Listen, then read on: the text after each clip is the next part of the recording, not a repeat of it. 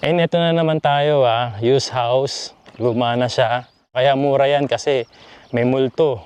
Sabay-sabay na nating silipin po itong property na to. Ito. Oh, meron ka bang nakita? May nahagip pa tayo. Sobrang laki ng cabinet.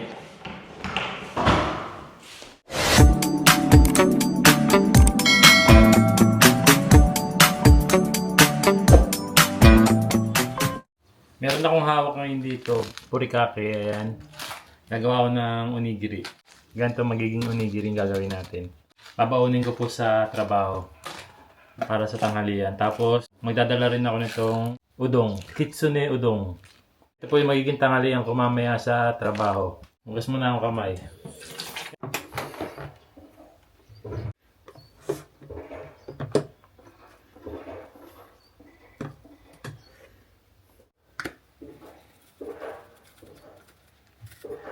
Kasama ko na po itong purikake.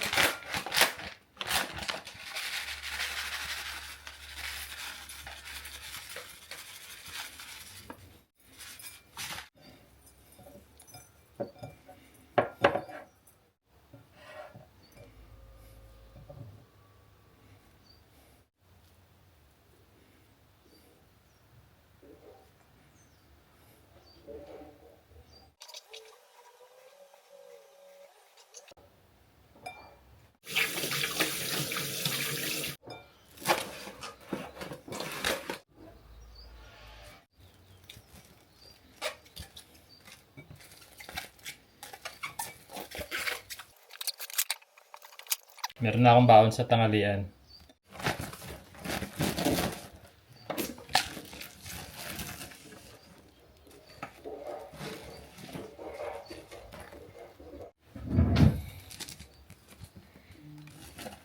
Tapos yung favorite kong mga nuts. Ayan, para sa snacks.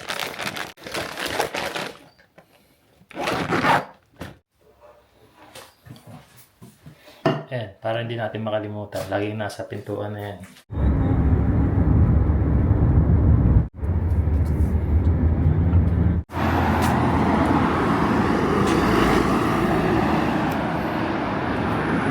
Ayan, dito na po pala ako sa office. And kung gusto niyo mag-inquire dito for a housing loan, pwede po kayong bumisita rito Monday to Sunday, except Wednesday. Lagyan natin yung address ng office namin. Ito nasa screen. Ayan, ngayong araw bale sa labas uli yung trabaho ko. Pupunta uli ako sa mga property na available dito. Last time po pinakita ko rin sa inyo yung mga available property na brand new house. And may mga nag-request lang po kung pwede magpakita rin tayo ng mga used house na bahay dito sa Japan.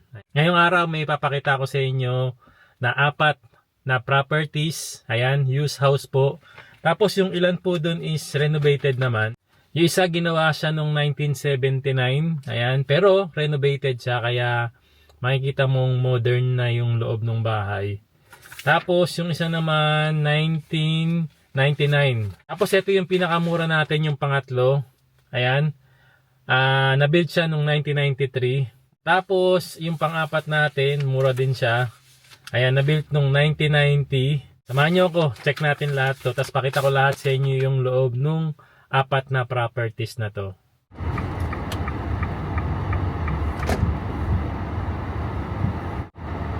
The destination is on your right. Nakarating na tayo dito sa unang property. Alam nyo, unang property pa lang, paldong-paldo na. Sobrang ganda nitong unang property. And ito yung sinabi ko na na 1979 at 5 LDK siya, renovated. And ito po siya sa labas. Japanese style house talaga siya.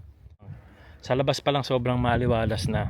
Pakita ko sa inyo kung gaano siya kalawak And yung land area niya kasi is 247.75 square meters. At yung house area naman niya is 117.58 square meters. Renovated na tong bahay na to kaya sobrang ganda na sa loob, kaya samahan nyo ako, punta natin sa loob. Ito pa lang sa labas, ang dami mo na magagawa rito. Pwede kayo mag-barbecue dyan, pwede ka maglagay ng mga plants, halaman, pwede ka maglagay ng mga halaman. ilan? 1, 2, 3, 4. 4 to 5 cars ang pwede. 4 to 5 cars ang pwede mong mapark dyan. And huwag na natin patagalin. Pumasok na tayo sa loob. Sige. Bago tayo pumasok po sa loob, puntahan natin tong likuran para makita nyo na agad kung gaano siya ka-spacious at meron ka pang space dito sa likuran. Ayan, sobrang luwag pa po ng likuran. Sobrang linis. At pwede mong gawing storage area to. No? So, ikot tayo dun sa kabila para mapakita ko sa inyo. Sobrang mura na to. Sobrang mura na kasi renovated po siya eh. Ayan. Mula rito sa side na yan. Ito na po siya sa gilid. Tapos, makakaikot ka talaga palabas ng property mo. Ayun oh. Sige, pasok na tayo sa loob. Ang maganda rito oh, meron siyang enggawa kung saan pwede kang mag-tambay dyan. Meron siyang doorbell. Ayan, may intercom sa loob. Alam nyo, dito pa lang sa pintuan, alam nyo pong pinalitan na siya, bagong-bago na rin yung pinto niya. Yung sliding door niya, ayan, sabay-sabay natin silipin. Wow. Wow. Ito pa lang po sa Gengkang area, hindi mo maiisip na 1979 po itong bahay na to. Sobrang modern na siya, bago na lahat. From shoe cabinet hanggang sa mga flooring, mga pintuan. So, pakita ko sa inyo yung shoe cabinet niya. Ayan, bago po lahat yan. Okay. Then, yung mga nakikita niyo sa mga brand new, gaya na ganyan din po yung mga shoe cabinet. Pasok tayo sa loob. So, ayan, paakyat natin sa second floor. Dito sa side na to, yung mga rooms. And dito sa side na to, yung living area, dining area, sa kitchen area. Then, tingnan natin dito sa loob. Okay. Sige, unahin na natin agad sa living area, dining area, and kitchen area. Ayan, no? Sobrang spacious po. Sobrang haba. Isang mahabang space para sa living, dining, and kitchen area. Ilalagay po yung living area mo, sofa and TV. Tapos, sa side naman na to, diyan mo naman lalagay yung dining table mo. Ako sa inyo kung gaano siya kahaba. Sobrang habang space para sa living, dining, and kitchen. Okay? Tapos, ang maganda pa dito, kung mapapansin nyo, bago na rin at meron ng mga ilaw. At tingnan nyo naman, naka-emboss pa yung ceiling niya. Tapos ito naman tayo sa side ng kitchen area. Ayan, sobrang luwag lang niya.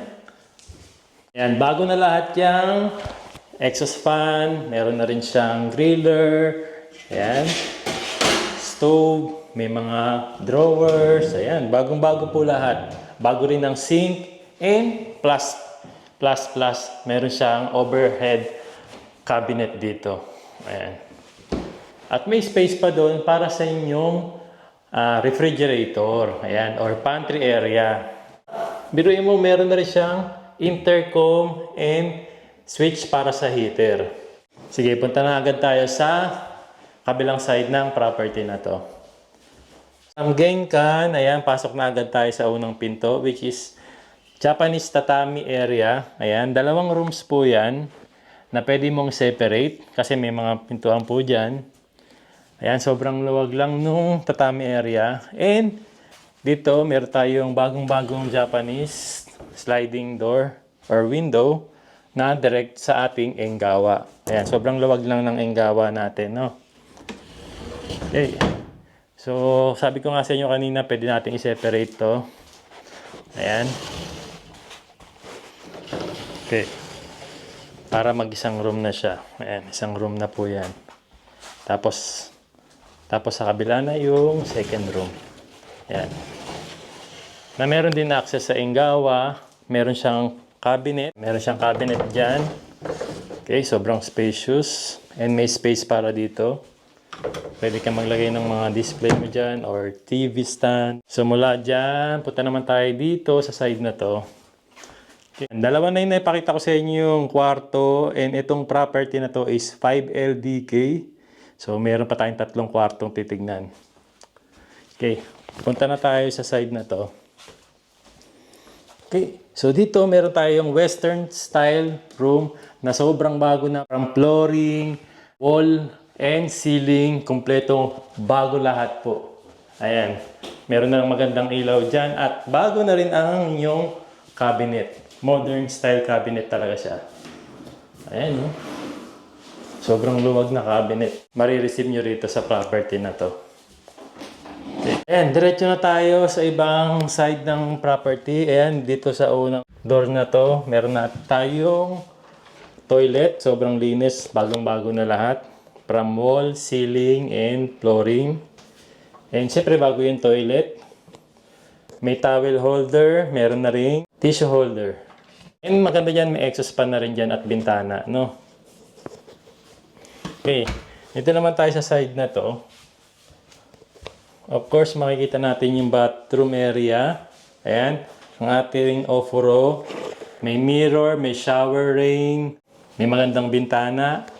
Hindi sa side naman na to yung vanity natin, wash area, and sobrang luwag po. Kahit naman po tayo sa second floor.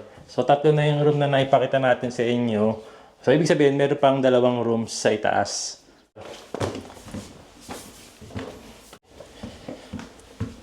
So, dito sa hagdan, may magandang ilaw na dyan. Sa pag-akit mo, bagong-bago, flooring, wall, pati ceiling, hanggang sa second floor. Bago po talaga lahat. Yan. So, ito yung first and second room. Dito tayo sa first room. Wow! Bagong-bago na rin yung mga rooms dito sa taas. From flooring, wall, pati sa ceiling, pati na rin sa cabinet. Bago na rin po lahat. At makikita nyo sobrang luwag, no? So, pwede tayo maglagay ng bed dyan or study table. Sa cabinet naman natin, ayan, sobrang luwag po nung cabinet.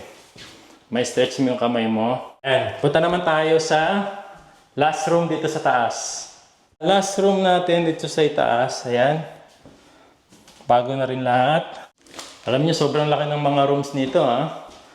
Bihira yung ganitong mga bahay na second hand na sobrang malalaking rooms. Ito, sobrang laki. May 2 pa siyang cabinet.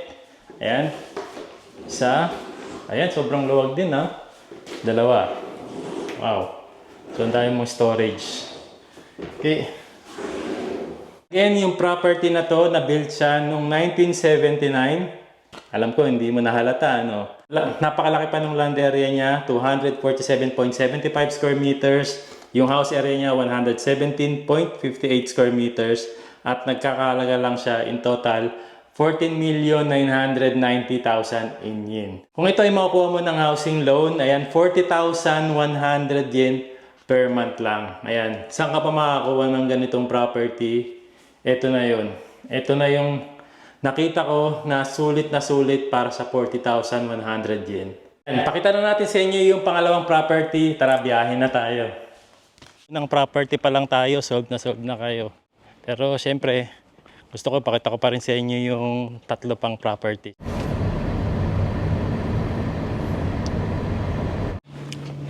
Ayan, dito na pala tayo. Dito na tayo sa second property. Sobrang ganda rin. Sobrang ganda rin ng second property natin. Pakita ko na agad sa inyo itong second property. Dito pa rin yan sa Gunma Prefecture, Oizumi. Sobrang ganda pa niya, oh. Ano to, built in 1999. So, bagong-bago pa rin naman siya. 3 LDK at meron siya 174.88 square meters na land area, 102.67 square meters na house area. Ayan, pasok tayo sa loob. Ayan, pakita ko sa inyo kung gaano siya kaluwag dito sa labas. Pwede ka mag-park dito ng dalawang sasakyan. So kung maliliit lang naman yung sasakyan mo, okay cars, ayan, pwede naman kahit 3 sasakyan ma-park mo rito. So instant, meron ka ng garden dito. May mga halaman na din po yan.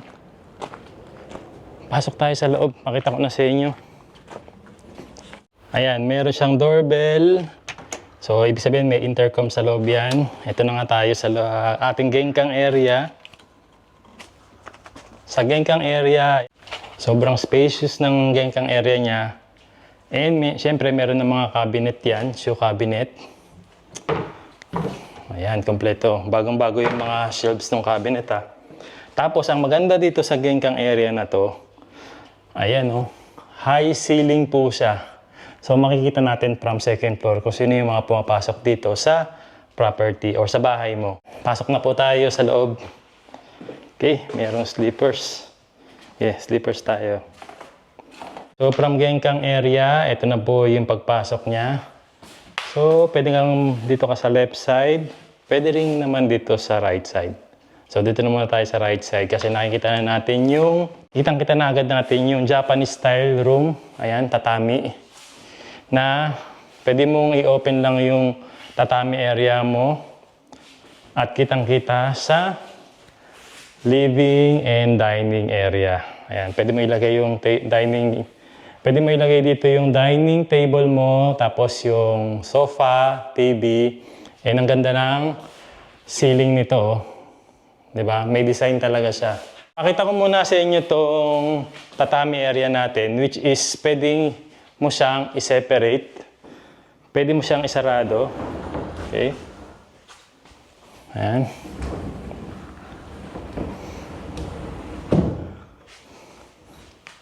Pwede mo isarado tong tatami area mo para maging room. Ayan. Okay. Then, syempre, pwede mo rin siyang as is na lang na nakabukas para mas lumuwag lalo yung living area mo. Ayan. Tapos, pwede rin naman ito maging play area ng mga bata. Pwede rin maging tulugan, lagyan ng bed. Tatami area, kitang-kita mo na agad yung gengkan mo doon, tapos hagdan paakyat. Dito sa side naman na to yung kitchen area. Okay, sa kitchen area naman, ayan, sobrang luwag ng kitchen area niya. So, brand new na yung sink, brand new na yung stove, brand new na rin yung griller, and brand new na rin ang mga cabinet. Ayan, may mga cabinet na rin dyan. So, binago nila lahat ng cabinet. Pati yung exhaust fan, bago na rin siya.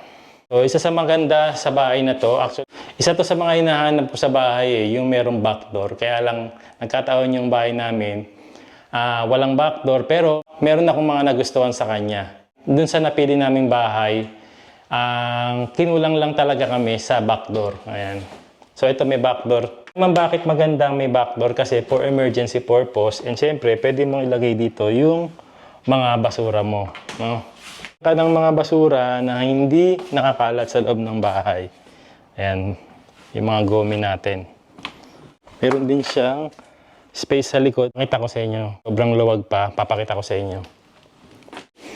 Ito na nga. Sige, pakita ko muna para sa inyo yung side ng likuran ng bahay na to. Kasi sobrang luwag pa niya. Ayan. Magkakaroon ka na sa backyard mo. Ito yung itsura. Sobrang laki pa. Pwede mo rin lagyan ng Bermuda grass yan. Magtanim ka ng mga gulay, halaman, or kaya pwede kayong mag-barbecue dyan. Pwede rin naman kayong mag-swimming habang nagba-barbecue. Wow! So, punta na tayo sa bathroom area. So, meron tayong offer dito. Yan, may mirror. Bago rin pala siya, no? Renovated din pala siya. Ayan, so renovated din itong ating ofuro area, shower area. Pati na rin itong ating vanity area, bago rin po. Pati na rin po yung mga wall niya. Naman yung wash area. And dito naman sa side na to, makikita yung toilet. Ayan, bago na rin yung toilet. And itong daan na to is papunta dito sa gengkang area. Wow. First floor pa lang yan ha, sobrang ganda na. So renovated na yung mga wall niya, yung sa kitchen, sa bathroom, renovated na rin. Tapos bago na rin po yung mga ilaw na nilagay. Ayan, mga bago na po yan. Ayan, nakit na tayo sa taas. Okay. Dahil ito ay 3 LDK, may isang room na tayong pinakita. Meron pang 2 rooms sa taas. So, ayan, pag-akit natin dito sa taas. So, ito na nga yung high ceiling from gengkan. Ayan, pasilip ko sa inyo, syempre. Ayan yung high ceiling from gengkan. Makikita mo kung sino yung mga papasok dyan. Pag-akyat mo, sobrang luwag pa rin ng space dito sa hallway.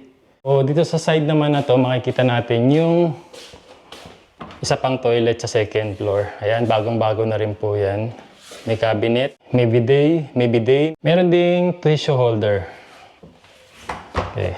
Isang pinto, dalawang pinto, may pangatlong pinto. So, ibig sabihin, hindi lang pala 3LDK ito. Kumbaga, 3SLDK. Tatlong rooms, may isang storage, living dining sa kitchen. Silipin na muna natin tong isang room sa taas. Sa first room sa taas, Japanese type, tatami siya. And sobrang luwag nito, no? Tapos ang maganda diyan, syempre, meron siyang cabinet. Ayan, bagong-bago pa rin.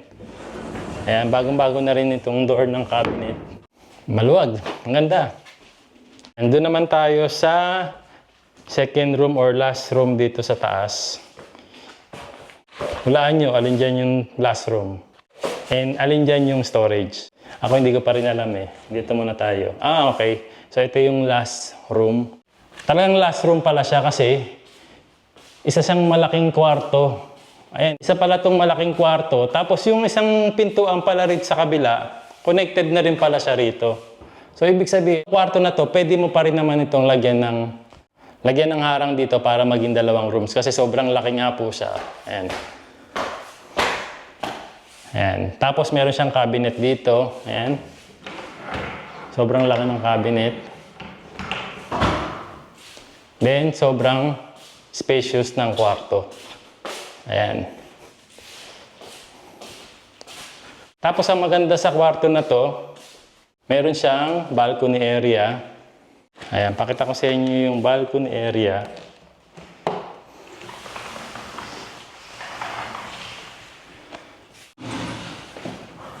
Ayan, may space for balcony. Pwede ka magsampay dyan. Then makikita mo yung backyard mo. Isang mahabang balcony po ito. So kung nagustuhan niyo itong property na to, ulitin ko sa Gunma Prefecture, Uizumi. Meron siyang 174.88 square meters na land area, 102.67 square meters na house area. 3LDK po siya. Ang total price niya is 17,300,000 in yen. Kung ma-approve ka naman sa housing loan, 46,300 yen per month lang po siya. So para sa ganung presyo, renovated house, malaking bahay, malaking backyard, murang-mura na po yun. Kaya yun, kung interesado kayo, message kayo sa Entrust Japan Homes. Tapos na tayo dito sa second property. Punta na natin yung third property. At pabiyahe naman tayo papuntang Gunma Prefecture. Sa Ota City naman tayo. And paalis na tayo dito sa second property. Punta na ako sa third property. Sa unang dalawang property na pinakita natin sa inyo. Alam ko walang patapon dun sa dalawang property na yun. Sobrang sulit na sa ganong presyo. Kwento ko lang po, no, dati kami, umuupa kami ng apartment. Umuupa rin kami na bungalow type na bahay. Dati yung upa namin dun sa unang-unang bahay namin dito sa Japan, 38,000 yen. Sobrang liit lang na bungalow type po yun. Nasa 2DK lang siya, 2 kwarto lang po. Tapos nung lumipat kami ng apartment, 2LDK naman siya. Ang upa naman po namin dun is 45,000 yen. Kaya sabi ko talagang ganun, magkaroon lang kami talaga ng pagkakataon na makakuha or magkaroon ng sariling bahay dito sa Japan. Talagang hindi na kami magdadalawang isip ni Aya. Kaya yun, nagkaroon tayo ng pagkakataon. Nakilala ko ang Entrust. Nagkaroon kami ng chance na magkabahay. Ayun, na-approve kami. Ako po ay long-term residence pa lang. And katulad din ang sabi ko sa inyo, ilang permanent resident ang pwede mag-apply. Pwede rin naman ng long-term residence. Basta yun nga po, may asawa kayong Japanese or kaya permanent residence na magiging guarantor nyo po. And syempre mas maganda, nagtatrabaho din po yung asawa nyo. And yun po yung nangyari sa amin, na-approve po ako sa housing loan. Syempre sa tulong nga po ng Entrust kung saan tayo nagtatrabaho ngayon. And marami na rin natulungan ng Entrust na long-term residents na nakapasa at nagkabahay na rin po.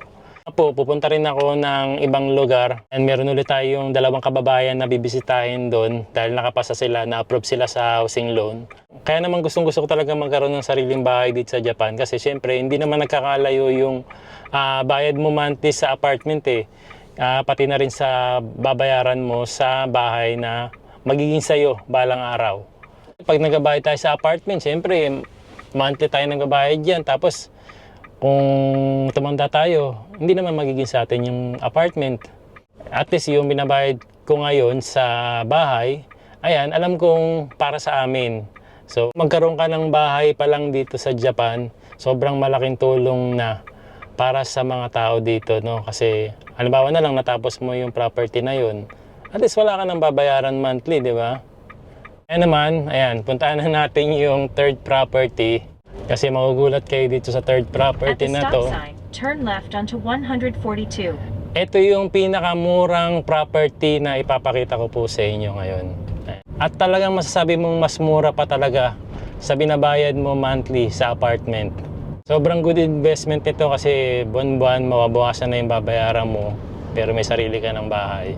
Dati nga po kami ni Aya, sabi kong gano'n, kahit use house lang okay na kami kasi kung maliit lang din naman yung monthly na babayaran namin, eh yung tinitiran din naman namin dati, use house din naman yun, mura lang din pero hindi naman kami umangal, okay naman kami, dito naman sa Japan, safe naman ang mga bahay. Hindi kami talaga magiging mapili talaga, no? Ang dami ko na rin tinitingnan ng mga use house na sabi ko parang okay tayo dito, sabi kong gano'n, maganda to. Hindi namin inaakala talaga na mapupunta kami sa brand new house. Kasi naman hindi na nagkakalayo doon sa use house, kaya naman napili na rin namin yung brand new house.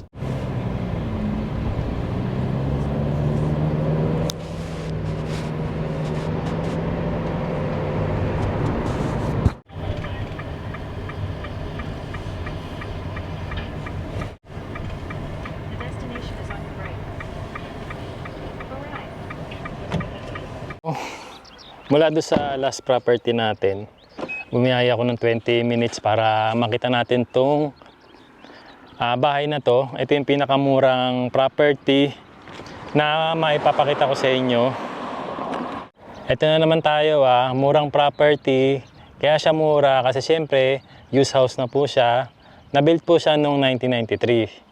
Kaya din po siya mura kasi hindi po siya renovated. Pero ang maganda naman dito, kahit hindi siya renovated, napakalaki po ng lote niya. So sa lahat ng property natin ngayon, ito yung pinakamalaking lote na ipapakita ko sa inyo. Kasi 495.59 square meters po ang lot area niyan. And ang bahay naman niya is 140.5 square meters. Ayan.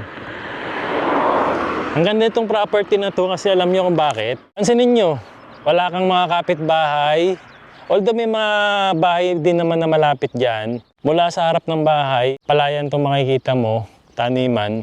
Sa gilid nito, puro taniman din. Pero may bahay doon, siguro mga 4 na bahay ang layo. Pero sa likod din ng property na to, wala rin tayong makikitang bahay. Ayan, mga 3 bahay ang pagitan siguro bago magkaroon ng bahay. So ibig sabihin, napaka-peaceful nito. Sobrang laki ng lote. Kaya siya mura dahil nga use house nga siya, hindi siya renovated. Huwag na tayo mag-expect syempre na maganda siya, no? Sigurado, hindi siya sobrang ganda sa loob. Pero kung ganitong presyo naman at mahilig ka mag-DIY, mahilig ka mag-renovate, ayan, perfect sa itong property na to, no? And ito na naman tayo, use house, luma na siya. Baka na naman takutin nyo na naman yung mga sarili nyo, sabihin nyo, kaya mura yan kasi may multo. Kaya mura yan kasi may kasama ka na agad. Tinatakot nyo yung mga gustong magkabahay dito sa Japan eh. Kahit saan naman may mga mararamdaman kayong mga ganyan-ganyan eh, no? Pero alam nyo ba mas nakakatakot pa nga yung mga buhay kaysa sa mga patay. Kaya huwag niya tayong matakot. Sabay-sabay na nating silipin po itong property na to. Ito. Nandito na tayo sa backyard, pero ito yung parang front door niya. Dito na yung front door niya. Tapos ayan, makikita mo, Japan style talaga siya. Yung itsura ng bahay, Japan na Japan talaga. And ayan, ganyan po kalaki yung likuran niya. Sobrang luwag pa rin dito. Ayan, wala kang kapitbahay. Nandun yung mga kapitbahay mo. Dito sa side na to, ayan, meron kang mga kapitbahay naman dito. Ayan, sige. Sabay-sabay natin pasukin yung bahay. Yung pintuan, oh, makikita nyo parang bago pa siya. Saka ito, oh, ang ganda nito, no? Sige, pasok tayo sa loob. Ayan, baka naman mag-comment na naman kayo ha, na, oy, may nakita ako sa likuran mo. Oy, may nakita akong anino dun. Huwag pong ganun. Pakiramdam lang natin yan pero wala tayong nakikita. Ha? Pasukin na natin. Binuksan ko na yung ilaw sa loob pero hanggang sa baba pa lang naman ako. Ayan. So, ayan yung gengkang area niya. Sobrang luwag po. No? Sobrang luwag ng gengkang area niya. May pintuan dito papuntang living area. So, ito yung hagdan. Tapos, ito yung shoe cabinet. Ayan yung shoe cabinet niya. Okay? Good condition pa rin naman yung shoe cabinet. May salamin, may mga cabinet sa taas. So, itong property na to is 4LDK. So, 4 ang rooms, living sa dining sa kitchen. Tapos, na-built ito noong 1993. So, hindi naman siya ganun kalumaan. Ayan, from gengkang area, pasok na tayo dito sa living area. Ayan, makikita mo yung living area. Sobrang luwag, ha? Grabe, oh, sobrang luwag ng living area niya. So, ayan, dyan pwede mo ilagay yung dining area mo. Dito mo pwede ilagay yung dining table mo. Tapos, dito naman yung living area mo, sofa, saka TV. And sige, pakitaan ko kayo ng sample kapag medyo na-renovate yan. Ganyan magiging itsura niyan. Tapos, ito naman yung kitchen. Ayan. Wala dyan sa kitchen, may pintuan doon, may pintuan dito. Sige, dito na tayo. Tapos pakita ko na lang sa inyo yung pintuan doon. So, ayan ha. Andun yung pintuan doon sa kabila na yon. Okay. Ito yung pintuan papunta doon sa kitchen. Tapos, dito naman yung ayan, bathroom area, may wash area syempre. Merong vanity, merong oforo. Ang liwanag ng oforo nila. Tapos dito naman sa side na to, okay, yung toilet. Maluwag yung toilet ha. May hawakan pa. So may cabinet dyan. Sige, dito naman tayo sa ibang side nito. So dito naman sa side na to, ayan, may enggawa para makita mo yung garden area mo. And may 2 kwarto rito, tatami area. So, ayan, may tatami area dito. Ayan. So, 2 tatami area. Parang katulad nung style nung kaninang pinuntahan natin bahay, no? Pag na-renovate po ito, ganun din ang magiging itsura niya. Ayan. Parang brand new na rin siya. So, kailangan lang ng renovation nito. Kaya, mura lang po yung property na to. Sige, akit na tayo sa taas. 4LDK siya. Nakita na natin yung 2 rooms. May 2 rooms pa sa taas. Ayan. So, dito na yung hagdan niya pataas. Okay.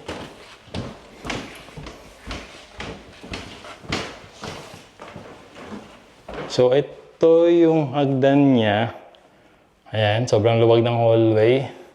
Tapos ito yung isang room niya. Pasok tayo dito sa first room. Sobrang luwag ah.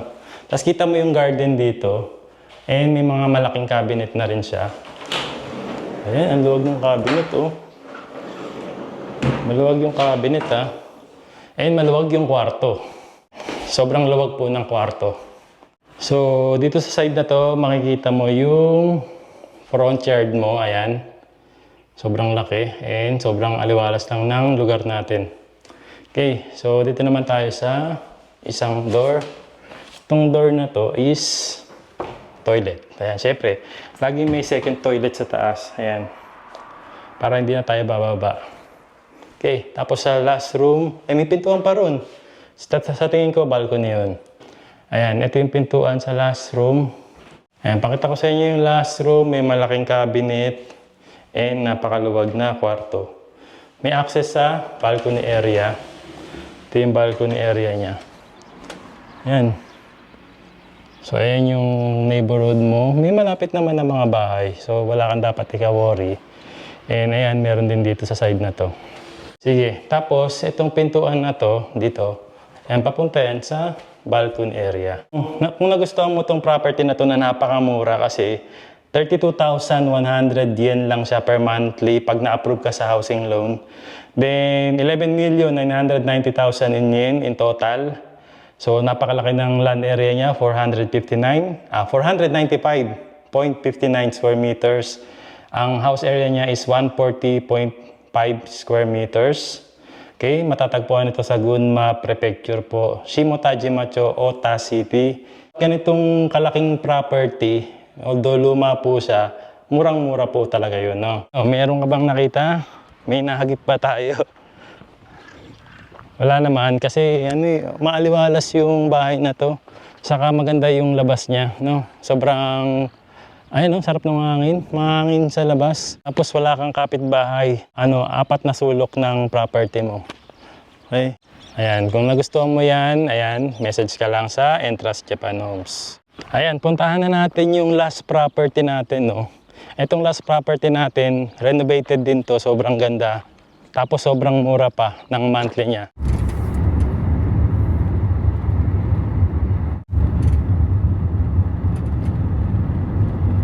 Ito na yung last property natin. Grabe, no? Wala talagang patapon sa mga property natin ngayon dahil tignan nyo naman, corner lot siya. Tapos ang maganda dyan, ito na yung basurahan, no? Hindi ka nalalayo. Andito na yung basurahan. And hindi naman araw-araw may basura dyan, no? Kadalasan twice a week lang ang pagtatapon ng basura. Tapos sa umaga, kinukuha na agad ang basura dyan. So corner lot siya rito. Tapos corner lot din siya dito sa side na to. Nice, di ba? Village siya ng mga used house. So puro used house po yung makikita mo sa tabi mo. Alam niyo naman po kapag sinabing corner lot na bahay, sobrang mahal. Lupa pa lang, sobrang mahal na ng property price ng lupa. Tapos ito may bahay pa, no? Kaya sobrang murang-mura na to sa presyo niya. So itong property na to is 16,990,000 in yen lang. Kapag na-approve ka sa housing loan, 45,500 yen lang po per month. 3 LDK na siya. Na-built siya noong 1990. And ang lot area niya napakalaki na rin, 243.48 square meters. Tapos yung house area niya 112.59 square meters. At ang maganda rito sa property na to, fully renovated po. Kaya murang-mura na to sa 45,500 yen. Tuwin niyo po, no, apartment na inuupahan namin dati, 45,300 yen monthly binabayad namin. Kung dito kami titira, tapos ganung price lang din ang babayad namin, ba? Tapos brand new pa yung loob niya. Tapos fully renovated pa yung loob. Talagang hindi na kami magdadalawang isip po dito. Magugustuhan din po talaga namin to. Pwede kayo mag-park dito, isa. Tapos dun sa kabila, pwede ka rin mag-park, dalawang park. Actually, 3 sasakyan kakasya pa dyan. Or kahit 4 na maliliit na sasakyan. Ayan, pasok na agad tayo dito sa napakagandang bahay na to. Sa labas pa lang po, makikita nyo bago yung pinto niya, sliding door. Then, bago rin yung intercom. Ayan, sabay-sabay tayong pumasok. Tara. Wow.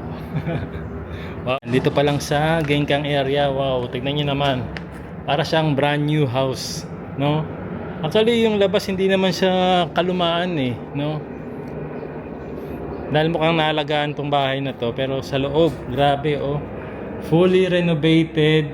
May magandang shoe closet. Ayan, pasok tayo sa loob. Ayan, sobrang luwag ng hallway from Genkan area. Ayan, sobrang luwag po. Then may isang pinto, dalawang pinto. Meron mga pintuan doon. At dito na rin yung hagdan. Kaya naman, ayan, pasilip ko na sa inyo yung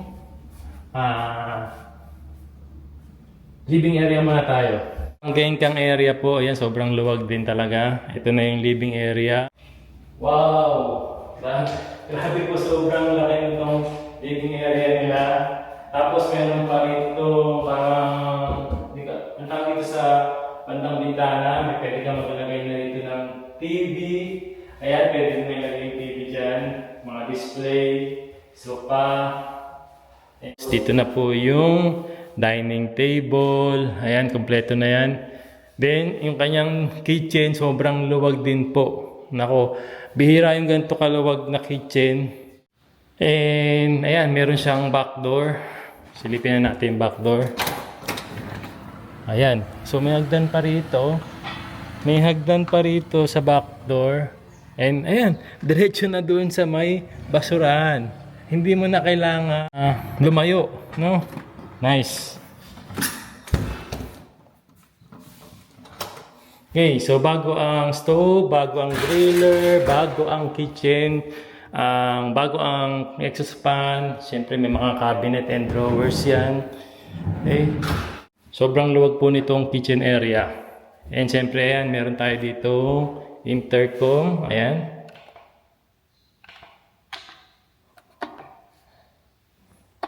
Ayan, may intercom ka dyan, makikita mo yung labas ng bahay mo.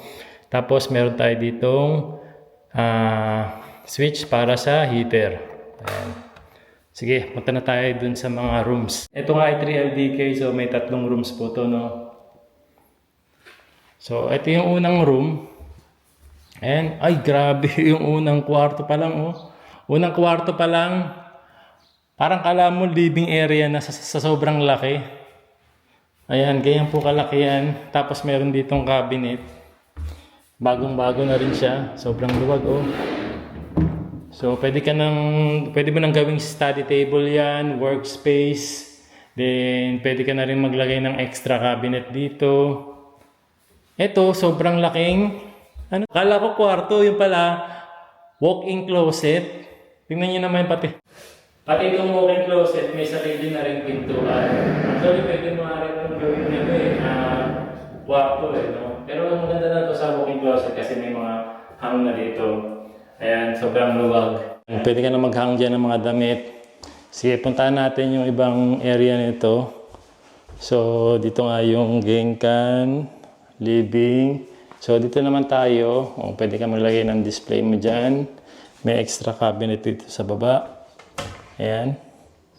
Tapos, dito na yung bathroom area. Ayan. So, sa bathroom area, buksan natin yung ilaw. So, siyempre, meron niyang wash area, may vanity area. Siyempre, mga gamit mo yung loob niyan. Then, sa ating bathroom area, ayan, sobrang linis, puting-puti siya, no? May mirror and rain shower. Okay, so dito naman tayo sa side na to. Sa side naman na to, yung toilet. Ayan, ito na yung toilet niya. May bidet na yan. Meron ding tissue holder. May bintana, may exhaust. Ayan. Ayan, mula sa gengkang area, dito naman tayo paakyat sa taas. Ayan. So, meron pa tayong 2 rooms na ipapakita rito sa taas. Okay, pag-akyat natin dito, may 2 pinto, kanan, kaliwa. Sa kanan muna tayo. Ayan. Sa kanan, ito. Ito na po yung sa right side. Sobrang laki. And may mga aparador siya. Bagong-bago lahat bago lahat talaga. Fully renovated talaga siya sa loob. Ayan. Napakamura talaga nito. Dito na tayo sa second and last room. Ayan, ganun din. Same lang din kanina. Ayan, ulitin ko yung property na to. 16,900,000 in yen. 45,500 yen per month lang. Ayan, may bahay ka na. Na-built noong 1990, 3 LDK at sobrang laki ng land area. 243.48 square meters. 112.59 square meters naman para sa house area. Ayan, matatagpuan pa rin to sa Gunma Prefecture, Ota City. Ayan, isa sa mga sikat na city sa Gunma Prefecture. So, lahat po ng pinakita natin ay second hand or used house. Tapos yung ilan po dun is fully renovated. Then, isa na nga itong property na to sa fully renovated. Papipiliin kayo dun sa mga used house na yon, ano po yung napili nyo and bakit po yun yung mapili nyo. Paki-comment naman po dyan. Ayan, time check po. Time check 3 p.m. po. Babalik na ako ng office, doon naman ako magtatrabaho. Time check 3:40 p.m. Kain muna ako. So ngayon lang tayo makapagtanghalian. Ayan, yung ginawa ko kanina onigiri. Bali dalawa po yan. Saka yung ayan, tas nag-init na ako ng kitsune udon. Ayan siya. Itadakimasu. Kitsune. Kain tayo.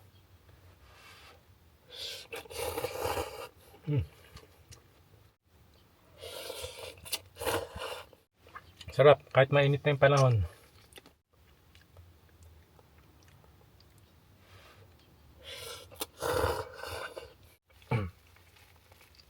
Pag bibili pa tayo ng onigiri sa labas. Alam niyo po bang mahal na ng onigiri ngayon sa mga convenience store dito? Dati nakakabili lang ng 99 yen or 100 yen. Ngayon nasa 180 yen na po. So padoble na yung presyo ng mga pagkain din dito. Taasan din po dito.